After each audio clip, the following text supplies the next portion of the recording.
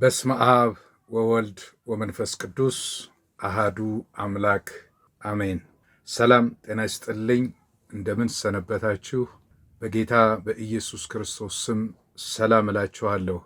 ዛሬ በፊታችሁ የቀረብኩትና የማስተላልፈው መልእክት የብፁዕ አቡነ እንድርያስን ንግግር አስመልክቶ በዝክረ ኒቅያ የሊቃውንት ምክክር ጉባኤ ላይ ካደረጉት ንግግር ተነስቼ አንዳንድ ሐሳቦችን ማንጸባረቅ ስላለብኝ አንዳንድ ሐሳቦችን ከንግግራቸው ላይ ተነስቼ ማንጸባረቅ ስለፈለኩኝ የምናገረው በዚህ ጉዳይ ላይ ነው። የሊቀ ጳጳሱ የአቡነ እንድርያስ ንግግር እና የትምህርታቸው ዋና ሐሳብ በምክክር ጉባኤው ላይ የተናገሩት ድንግል ማርያም የዓለም ቤዛ ናት የሚል መልእክት ነው የተናገሩት። ለዚህ የትምህርታቸው መሰረት ያደረጉት ደግሞ ከመጽሐፍ ቅዱስ ሳይሆን የራሳቸውን አመክንዮ ወይም የራሳቸውን ሎጂክ ነው። በዚህ ማብራሪያቸው ስለ ድንግል ማርያምና ስለ ልጇ ማብራሪያ ሰጥተዋል። ስለ ድንግል ማርያም ቤዛዊት ዓለምነት ለመናገር በፈለጉት በዚህ ሐሳብ ላይ አራት አመክንዮዎችን ወይም አራት ምሳሌዎችን አቅርበዋል። ድንግል ማርያም ሰው ብትሆንም እንደ አባቷ አዳምና ሔዋን በተፈጥሮዋ ሥጋዊ ስሜት ወይም ኃጢአት የለባትም የሚል ነው። ሁለተኛው አመክንዮ እናትና ልጇ ሥጋን ተዋህደዋል። የወለደችው የልጇ ሥጋና የእርሷ ሥጋ ደግሞ አንድ ሆነዋል፣ ተዋህደዋል የሚል ነው። ሦስተኛ በዚህ ትምህርታቸው ላይ ያቀረቡት እናትና ልጇ ማለትም ድንግል ማርያምና ጌታችን ኢየሱስ ክርስቶስ ባሕርየ መለኮት ስለተዋሃዳቸው የሚበሉት ስንዴና የሚጠጡት ወይን እሸት እንደ ሰብአዊ ባሕሪ ነገራቸው ተለውጦ ከአካሉ ወይም ከአካሏ የሚወጣ ነገር የለም። ባሕርየ መለኮቱ አቃጥሎት በላባቸው ይጠፋ ነበር ብለዋል። አራተኛ በዚህ ትምህርታቸው ውስጥ ያስተላለፉት እኛ የበላነው ነገር አሰሩ ወጥቶ ሲወድቅ ንጥሩ በደም ስር ገብቶ ኃይል ይሰጠናል። እነርሱ ግን ድንግል ማርያምና ጌታ ኢየሱስ ክርስቶስ ግን ግዙፋን ሥጋ ሰው ለመሆናቸው ለማረጋገጥ ቢበሉና ቢጠጡም እንደ ሰው ከምግብና ከመጠጥ ኃይልን አይቀበሉም። ምክንያቱም የለበሱት ሥጋ እንደኛ ሥጋ ደካማ ሥጋ አይደለም የሚሉ ናቸው። ቀጥለውም ሊቀ ጳጳሱ በየጊዜው አለመገናኘታችን ነው እንጂ የምንገናኝ ቢሆን ብንገናኝ ብዙ የምነግራችሁ እናንተ የማታውቁት ብዙ ምስጢር አለ ብለዋል። ሊቀ ጳጳሱ ከዚህ ማብራሪያቸው ተነስተው ድንግል ማርያም ለዓለም ቤዛ ለመሆን የሚያበቃትን 3 መስፈርቶችን እንዳሟላች አቅርበዋል። ይኸውም ቤዛነትን ለመክፈል 3 መሰረታዊ መስፈርቶችን ያሟላች ስለመሆኗ ድንግል ማርያም ለዓለም ቤዛ ለመሆን ማለት ነው 3 መስፈርቶችን እንዳሟላች ተናግረዋል።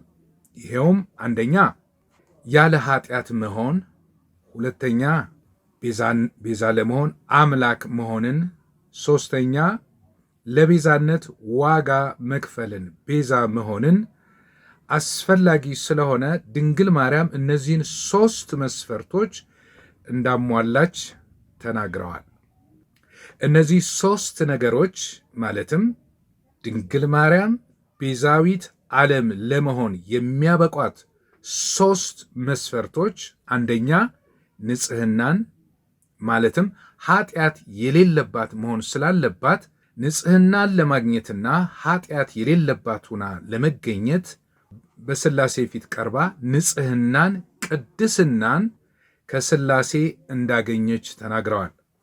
ሁለተኛ የቤዛነትን መስፈርት ለማሟላት ቤዛነት የአምላክ ሥራ ስለሆነ ድንግል ማርያም ለቤዛነት ትበቃ ዘንድ መለኮት እንደተዋሃዳት ተናግረዋል። በዚህም ቃል ብቻ ሳይሆን የሥላሴ መለኮታዊ ባህሪ እንደተዋሃዳት ነው ያስተማሩት።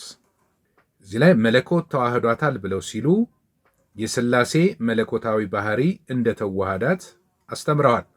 ሦስተኛ፣ ቤዛነትን ለመክፈል የደም ዋጋ መክፈል ስላለባት እናትና ልጇ ሥጋን ስለተዋሃዱ የልጇ ሥጋ የእርሷ ሥጋ ስለሆነ የእርሷ ሥጋ ደግሞ የእርሱ ሥጋ ስለሆነ ኢየሱስ በመስቀል ላይ ሲሞት አብራ ተሰቅላለች፣ ደሟን አፍስሳለች። በዚህም ቤዛነትን ከልጇ ጋር አብራ ከፍላለች። ሲነሳም ኢየሱስ ክርስቶስ አብራ ተነስታለች የሚል ትምህርት አስተምረዋል። ይህንን ትምህርት ብፁዕ አቡነ ሕዝቅኤልም ከአቡነ እንድርያስ ትምህርት ጋር ይስማማል። አቡነ ሕዝቅኤል ይህንን አስመልክቶ ሲናገሩ ማርያም ስለ እኛ ተሰቅላለች፣ ሞታለች። እንደውም በቤተ ክርስቲያን ውስጥ የምንካፈለው የጌታ ሥጋና ደም ቁርባኑ ማለት ነው፣ የምንበላው የጌታ እራት የማርያም ሥጋና ደም ነው በማለት ከአቡነ እንድርያስ ትምህርት ጋር የሚስማማ ትምህርት አስተምረውናል። ስለዚህ ምዕመናን የድንግል ማርያምን ቤዛነት ለማግኘትና ለመዳን የድንግል ማርያምን ሥጋና ደም መብላት እንዳለብን አስተምረውናል። ከሊቀ ጳጳሱ ከአቡነ እንድርያስ ትምህርት ተነስተን ስናጠቃልለው ቤዛዊት ዓለም የሆነችው ድንግል ማርያም አንደኛ ድንግል ማርያም መለኮት ወይም ሥላሴ የተዋሃዷት መለኮትና ሰው መሆኗን ምን ማለት ነው? ፍጹም አምላክና ፍጹም ሰው እንደሆነች በስነ መለኮት አነጋገር ስግው መለኮት እንደሆነች። ሁለተኛ ሥላሴ የተዋሃዳት ድንግል ማርያም በተለየ አካሉ አካላዊ ቃል ከእርሷ ሥጋን ተዋህዶ እንደተወለደና የወለደችው ልጇ ፍጹም አምላክና ፍጹም ሰው እንደሆነ፣ ጌታ ኢየሱስ ክርስቶስ ስግው ቃል እንጂ ስግው መለኮት እንዳልሆነ ማለትም እንደ ማርያም ስግው መለኮት እንደሆነች፣ ኢየሱስ ክርስቶስ ግን በተለየ አካሉ ቃል ሥጋን እንደተዋሃደ ስግው ቃል እንደሆነ እንመለከታለን። ምን ማለት ነው? ድንግል ማርያም መለኮት የተዋሃዳት ማለትም የሥላሴ ማደሪያ ስለሆነች ስግው መለኮት ስትሆን፣ ጌታ ኢየሱስ ግን ከሥላሴ አካላት አንዱ አካል በተለየ አካሉ ቃል ከድንግል ማርያም ሥጋን እንደነሳና ስግው ቃል እንደሆነ፣ በዚህም ኢየሱስ መለኮት ከተዋሃዳት ስግው መለኮት ከሆነች ማርያም የተወለደ ስግው ቃል ነው ማለት ነው። በሊቀ ጳጳሱ አስተምህሮ መሰረት ማርያም ጌታን በሥጋ የወለደችው ብቻ ሳይሆን ራሷ ስግው መለኮት ስለሆነች የስግው ቃል መገኛ ናት ማለት ይቻላል። ስለዚህ የኢየሱስ አስገኘው ስግው መለኮት የሆነችው ማርያም ናት ማለት ነው። ይህ አይነቱ ትምህርት መቋጫ ወደሌለው ክርስቲያናዊ ወዳልሆነ የአሕዛብ ትምህርት ይወስደናል። ምን ማለት ነው? የአሕዛብ አማልክት የሚወልዷቸው አማልክት አሏቸው ወደሚል ኑፋቄ ይወስደናል። ልክ የግሪኩ አምላክ ዜዎስ ከፖሲደል ልጆች እንደወለደ፣ የህንዱ ደግሞ አምላክ ሺቫ ከቪሽኑ ልጆችን እንደወለደ አማልክት ልጆችን፣ የግብፁ አምላክ ደግሞ ኦሲሪስ የሚባለው ከአይሲስ ልጆች እንዳሉት አማልክትን እንደሚወልዱ የአሕዛብ ትምህርት ወደዛ ይወስደናል። ይህ ደግሞ ማለቂያ ወደሌለው ኑፋቄ ትምህርት ውስጥ ያስገባናል። ስለዚህ አሁን የሊቀ ጳጳሱ የአቡነ ፊልጶስ ትምህርትም ከዚህ ጋር ይመሳሰላል። በዚህ አስተምሮ ላይ የተመሰረተ ነው። እርሳቸው ስለ ድንግል ማርያም ማንነት ሲናገሩ እርሷ ባትኖር፣ ድንግል ማርያም ባትኖር እግዚአብሔርን አናየውም ነበር። እርሷ ከሌለች መንፈስ ቅዱስን አናገኝም ነበር። እርሷ ሥላሴን አስተባብራ የያዘች ናት። የቤተ ክርስቲያን መገኛም እርሷ ናት ብለዋል። ይሄን ያሉት ከአሁኑ ከአቡነ እንድርያስ ትምህርት ጋር ተመሳሳይነት ያለውና የስግው ቃል የኢየሱስ መገኛ እርሷ ስለሆነች አስገኘዋ ስለሆነች በሕልውና ልጇን ትቀድማለች ለሚለው ትምህርት መሰረት ሊሆን ይችላል። ስለዚህ በሕልውና ልጇን ትቀድመዋለች ማለት ነው። ስለዚህ ነው እርሷ ባትኖር ኢየሱስም አይኖርም የሚለው ትምህርት ሊመጣ የቻለው። ሦስተኛ፣ ድንግል ማርያም ሥላሴ የተዋሃዳት ስግው መለኮት የልጇ ሥጋና የእርሷ ሥጋ አንድ ስለሆነ ሥጋን ስለተዋሃዱ የኢየሱስ ሞት የእሷ ሞት የእሷ ሞት የእርሱ ሞት ከሆነ ቤዛነትን የከፈለው ኢየሱስ ብቻ ሳይሆን ማርያምም ቤዛነትን ከፍላለች ማለት ነው። ከዚህ ተነስተን ድንግል ማርያም ስግው መለኮት ናት፣ ማለትም አምላክና ሰው ናት። ኢየሱስ ስግው ቃል ነው፣ አምላክና ሰው ነው ወደሚል መደምደሚያ እንደርሳለን። ስለዚህ የኢትዮጵያ ኦርቶዶክስ ተዋሕዶ ቤተ ክርስቲያን ሁለት ቤዛዎች አሉን ማለት ነው። ስለዚህ በስነ መለኮት ቋንቋ ማርያም ኮሪዲመር ወይም ኮሪዲሜትሪክስ ናት ማለት ነው። ይህ ደግሞ እንደ ኦርቶዶክስ አስተምህሮ ትልቅ ኑፋቄ ነው። አራተኛ፣ ምግብና መጠጥ የሚበሉትና የሚጠጡት ግዙፍ ሥጋ ስለመሆናቸው ለማረጋገጥ እንጂ እንደ ሰው ምግብና መጠጥ የሚያስፈልጋቸው ሆነው አይደለም። በእነርሱ ዘንድ ድካም የለባቸውም ብለዋል። ሊቀ ጳጳሱ በዚህ ትምህርታቸው ማርያምና ኢየሱስ ስግው መለኮት ማርያምና ስግው ቃል ኢየሱስ የሚራብ የሚጠማ የሚደክም የሰው ማንነት የላቸውም የሚል ትምህርት አስተምረዋል። በዚህ አረዳድ ድንግል ማርያምና ጌታ ኢየሱስ ክርስቶስ ሙሉ የሆነ የሰው ማንነት የሌላቸው ሰው መስለው የሚመላለሱ የደካማ ሰው ባህሪ የሌላቸው ሰዎች ናቸው ማለት ነው። ይህ አይነቱ አስተምህሮ በስነ መለኮት ቋንቋ ዶሴቲዝም ይባላል። ዶሴቲዝም ማለት ዶኪዮ ከሚል የግሪክ ቃል የተገኘ ሲሆን ትርጉሙም ማስመሰል ማለት ነው። በእንግሊዝኛ ቱሲም ማስመሰል፣ ምትሃት ማለት ነው።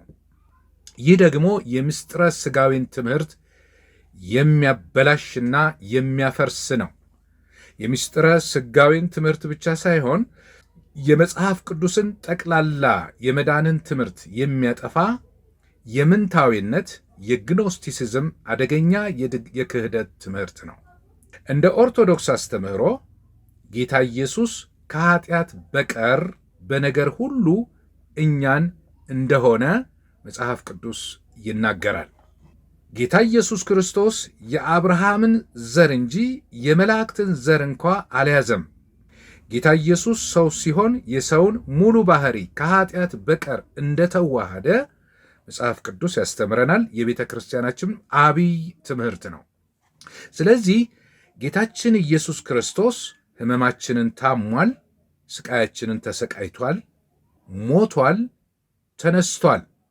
በዚህ በዶሲቲዝም ወይም አስተምህሮ በዚህ ምህታታዊ በሆነ የኖስቲሲዝም አስተምህሮ በምንታዊነት አስተምህሮ የጌታ የኢየሱስ ክርስቶስ ሕመም እውነተኛ ሕመም እንዳልሆነ፣ ረሃቡ እውነተኛ ረሃብ እንዳልሆነ፣ ጥማቱ እውነተኛ ጥማት እንዳልሆነ፣ ሞቱ እውነተኛ ሞት እንዳልሆነ፣ ልቅሶው እውነተኛ ልቅሶ እንዳልሆነ፣ ማስመሰል እንደሆነ፣ ትንሣኤውም ማስመሰል እንደሆነ፣ ምትሃት እንደሆነ የሚያስተምር የኑፋቄ ትምህርት ነው። ስለዚህ ሊቀ ጳጳሱ በዚህ አስተምህሯቸው በእነርሱ ዘንድ ድካም የላቸውም፣ የሚበሉትና የሚበሉት ምግብ አሰሩ ወጥቶ ንጥሩ ግን ወደ ሰውነታቸው ይገባል። ይሄም ደግሞ እንደ ሰው ድካም የላቸውም የሚለው ትምህርታቸው ትክክለኛ ያልሆነ ኦርቶዶክሳዊ ያልሆነ የኖስቲሶች ትምህርት፣ የምንታዊነት ትምህርት፣ የዶሴቲዝም ትምህርት ነው። ጌታ ኢየሱስ ክርስቶስ የለበሰው ሥጋ እውነተኛ ሥጋ ካልሆነ፣ የሚራብ የሚጠማ፣ የሚያዝን፣ የሚሞት፣ የሚያመው ካልሆነ፣ ምትሃት ከሆነ በመከራችን ሊረዳን የሚችል እንደኛ የተፈተነ ሊቀ ካህናት ባልኖረን ነበር። ስለዚህ ይህ አይነቱ ትምህርት ታላቅና የከፋ ኑፋቄ ያስከትላል። ኑፋቄ ነው። ስናጠቃልለው የአቡነ እንድርያስ ስሁት አስተምህሮ ውጤቱ አንደኛ የአቡነ እንድርያስ ማርያም በእግዚአብሔር ቃል ሲመዘን መጽሐፍ ቅዱሳዊ ያልሆነች ማርያም ስትሆን ወልደዋለች ያሉት ልጇም እውነተኛው ኢየሱስ እውነተኛው ክርስቶስ አይደለም።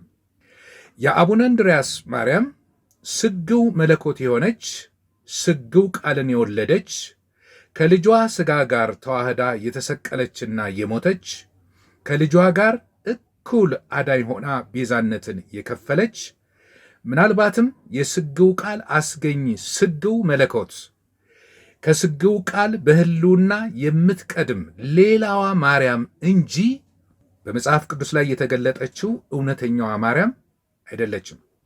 ኢየሱስም ሌላው ኢየሱስ እንጂ በመጽሐፍ ቅዱስ ላይ የተገለጠውና ኦርቶዶክስ ቤተ ክርስቲያን እስከ ዛሬ ድረስ የምታስተምረው እውነተኛው ኢየሱስ ስግው ቃል ኢየሱስ እንዳልሆነ ያስረዳል።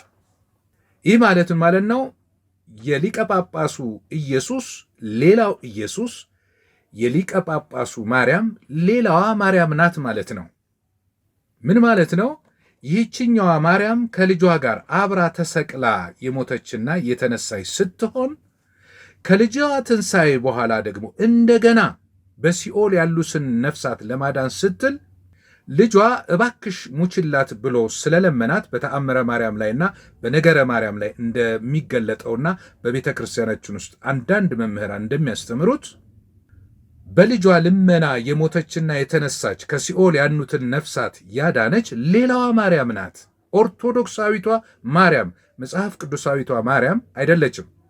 ይህች አይነቷ ማርያምና ይህ አይነቱ ኢየሱስ መጽሐፍ ቅዱሳዊ ኦርቶዶክሳዊም ትውፊታዊም ያልሆኑ ምናልባትም ከእግዚአብሔር ያልሆነ ሰው ሰራሽ ማርያምና ሰው ሰራሽ ኢየሱስ ናቸው።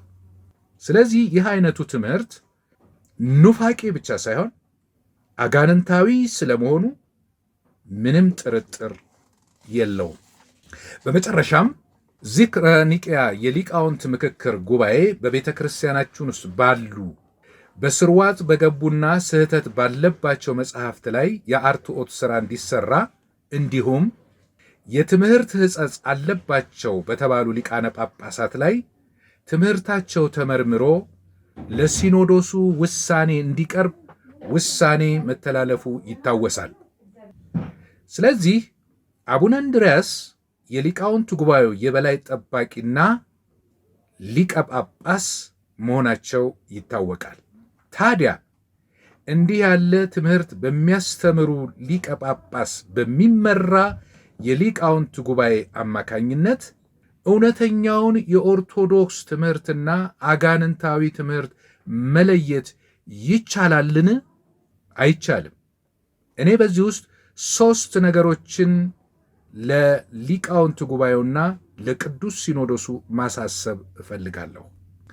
አንደኛ፣ ትምህርታቸው ይመርመር የተባሉ ጳጳሳትና መምህራን እንዲህ ባለ ኑፋቄ በሚያራምዱ የሊቃውንት ጉባኤ ሰብሳቢ አመራር እንዴት ሊቃውንት ጉባኤው ሊመረምርና ተመርማሪዎቹን ወይም ስህተት አለባቸው የተባሉትን ሊቃነ ጳጳሳት ትክክል ናቸው ወይም አይደሉም ተብሎ ውሳኔ ሊሰጥባቸው አይችልም።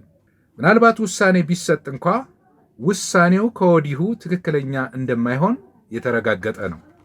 ሁለተኛ፣ የዚህ ኑፋቄ ትምህርት አራማጆች አስቀድመን እንዳየነው አንድ ሊቀ ጳጳስ ብቻ ሳይሆን 3 ሊቃነ ጳጳሳት በሲኖዶሱ ውስጥ በግልጥ በአደባባይ ወጥተው መናገራቸውን ሰምተናል፣ አይተናል። እነሱም አቡነ እንድርያስ፣ አቡነ ፊልጶስና አቡነ ሕዝቅኤል ናቸው። እድሉን ቢያገኙ ሌሎችም ከዚህ የባሰ የኑፋቄ ትምህርት ሊነግሩን እንደሚችሉ ምንም ጥርጥር የለውም። ስለዚህ ሲኖዶሱ ከኑፋቄ የጠራ አቋም፣ ኦርቶዶክሳዊ አቋም አለው ብለን ለመናገር በአሁኑ ሰዓት ያስቸግረናል። ስለዚህ ቅዱስ ሲኖዶሱ ኦርቶዶክሳዊ ትምህርቱን እንደገና እንዲመረምርና ራሱን ከኑፋቄ እንዲያነጻ ያስፈልጋል።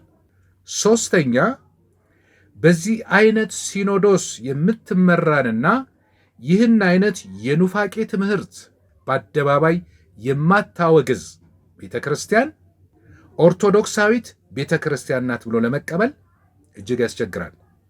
ውድ ብፁዓን አባቶቻችን፣ የቅዱስ ሲኖዶስ አባላት ሆይ በጌታ በኢየሱስ ክርስቶስ ስም አሳስባችኋለሁ። እንዲህ ላለው መጽሐፍ ቅዱሳዊ ኦርቶዶክሳዊ ለሆነ ኑፋቄ ኦርቶዶክሳዊ የሆነ ተገቢ የሆነ ምላሽ እንድትሰጡን በአክብሮት እለምናችኋለሁ። ካለዚያ ግን ይህ ካልሆነ ግን ወይም ካለዚያ ማስተባበያ ወይም ማረማ የማትሰጡ ከሆነ 3 ነገሮች ሊደርሱ እንደሚችሉ ላሳስባችሁ እወዳለሁ። አንደኛ፣ እናንተም የዚሁ ትምህርት የዚሁ ኑፋቄ ተባባሪዎች በመሆናችሁ በሰውም በታሪክም በእግዚአብሔርን ፊት ያስጠይቃችኋል። ሁለተኛ፣ እንዲህ ያለ ኑፋቄ በማስተማራቸው ምክንያት አሁን ማለት ነው የነሱ የጥቂት ሊቃነ ጳጳሳት ትምህርት ብቻ ሳይሆን የሲኖዶሱ ትምህርትም ስለሚሆን እንደዚህ ያለ ኑፋቄ በማስተማራችሁ በሥላሴ አንድነትና ሦስትነት፣ በኢየሱስ ክርስቶስ አምላክነትና ሰውነት፣ በኢየሱስ ክርስቶስ ብቸኛ ቤዛነትና አዳኝነት በጸሎተ ሃይማኖታችን እንደተገለጠው ማለት ነው። በዚህ በጸሎተ ሃይማኖት እምነት ላይ ከሚያምኑ ሜን ላይን ቸርች እስከሚባሉ አብያተ ክርስቲያናት አንድነትና ኅብረት የሚያስወግደን መሆኑን እንድታውቁ ያስፈልጋል። ሦስተኛ፣ ማስተባበያ ወይም እርምት የማትሰጡ ከሆነ እንዲህ ያለውን የኑፋቄ ትምህርት የሚያስተምሩ የቅዱስ ሲኖዶስ አባላት በመካከላችሁ በመኖራቸው እና በማስተማራቸው ምክንያት ከእህት የኦርቶዶክስ አብያተ ክርስቲያናትም ጋር ከኅብረት የሚያስወጣ ኑፋቄ መሆኑን ልትረዱ ያስፈልጋል።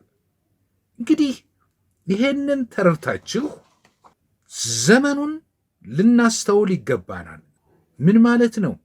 ቤተ ክርስቲያን በዚህ ዘመን አሁን በገጠመን ፈተና ራሷን የምትፈትሽበትና ወደፊት ለመራመድ ወይም ወደኋላ ለመመለስ በአራት መንታ መንገድ ላይ እንደቆመች ልናስተውል ያስፈልጋል።